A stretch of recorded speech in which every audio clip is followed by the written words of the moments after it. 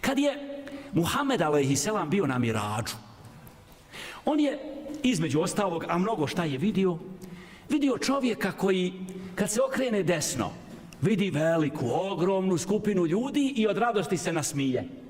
A kad lijevo se okrene, vidi opet također veliku skupinu ljudi, ali sad od žalosti zaplače i upita poslanik Džibrila, ko je ovaj čovjek? Veli Muhammede, to je tvoj praotac Adem, alejhiselam. Kad se okrene desno, on vidi pokorne potomke svoje, Bogu pokorne potomke svoje, koji će u džennet. I od radosti se nasmije. A kad pogleda lijevo, vidi nepokorne, griješne, one koji su izabrali stramputicu, potomke svoje, koji će u džehennem, pa od žalosti zaplači.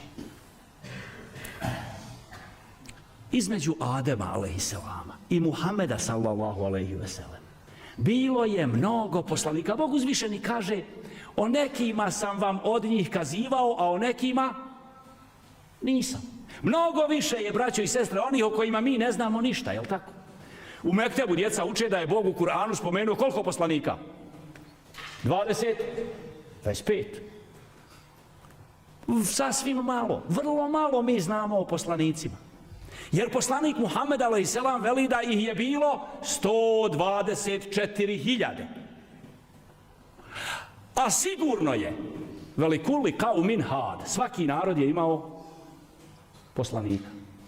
Vidite, mi o tim hiljadama, 100.000 poslanika ne znamo ništa, ali ono što sigurno o svakom od tih poslanika znamo, iako nam Allah dželešanuhu o njima u Kur'anu nije kazivao, je da je svaki od njih došao da onima kojima je poslan, narodu svom, Muhammed a.s. je čovječanstvu poslan, pokaže put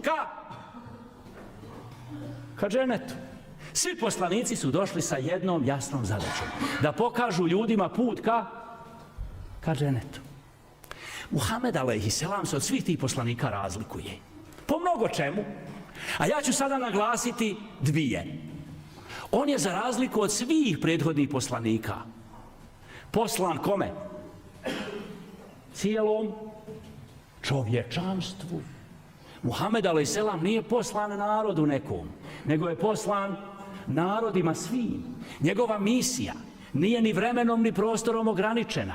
On je poslan čovječanstvu. I šta je još razlika njegova u odnosu na prethodne poslanike? On je pečat vjerovjesništva. Nema posle njega više poslanika. Gotovo.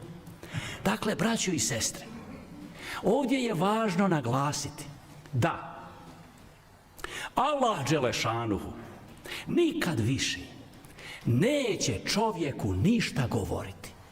Nikad više, do sudnjega dana. Nikad. Može biti prve riječi koje će čovjek od gospodara svjetova čuti, bit će one kada kaže ikre kitabek, čitaj knjigu svoju, kad dođemo pred njega proživljeni.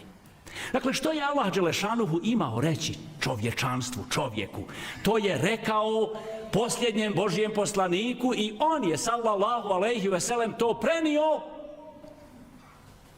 i to je do sudnjega dana.